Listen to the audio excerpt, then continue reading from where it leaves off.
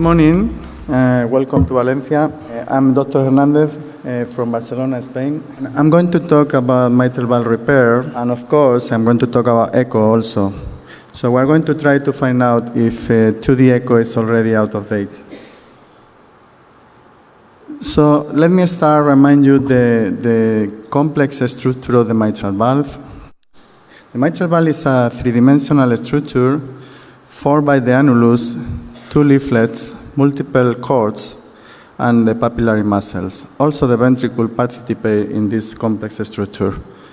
All these parts need to work in harmony to ensure a normal valvular function. There are multiple forces acting on the valve during the cardiac cycle.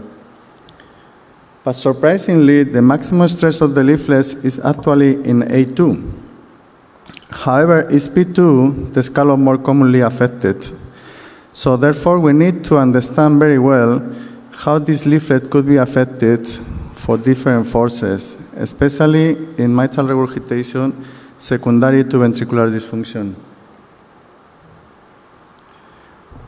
Let me remind you that we can divide the pathology in primary mitral regurgitation. This is a truly of disease of excess of tissue, and you can go from fibroelastic deficiency, in which you see usually the occupation of just one scallop, to Barlow disease, which is a disease with a large annulus and multiple scallops of the leaflets affected. With 3D echo, we can detect where the lesion is located exactly, and it's very easy to look at it. We now understand much better this disease thanks to the development of 3D echo. Secondary disease is a completely different entity. Anatomically, the valve is intact. However, there is regurgitation due to a secondary cause, for example, ischemic disease or dilated cardiomyopathy. So mitral valve repair should be the preferred technique for mitral regurgitation. This is a class 1 recommendation. It's been published in the American guidelines, but it's just recently published last month in the new European guidelines. To talk about mitral valve repair, we need to remember these two guys, Alan Carpentier, a French guy, and Carlos Duran, Spanish. Both were pioneers in the 60s and 70s. But they have a slightly different approach on how to fix the valve. For Carpentier, the important thing is to restore the normal function of the valve, more than the anatomy. However, Duran pointing out more the importance of reconstruction of the geometry of the valve in order to ensure the durability of the repair.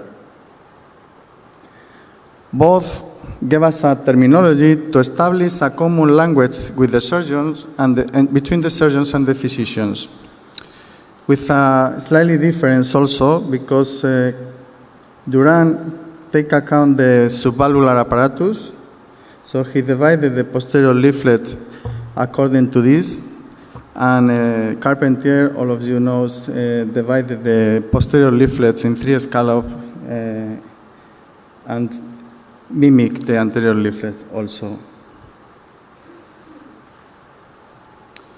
But recently there is a new terminology proposed by Pravisad, dividing as Duran not only the posterior leaflets but also the anterior leaflets, taking account of the subvalvular apparatus.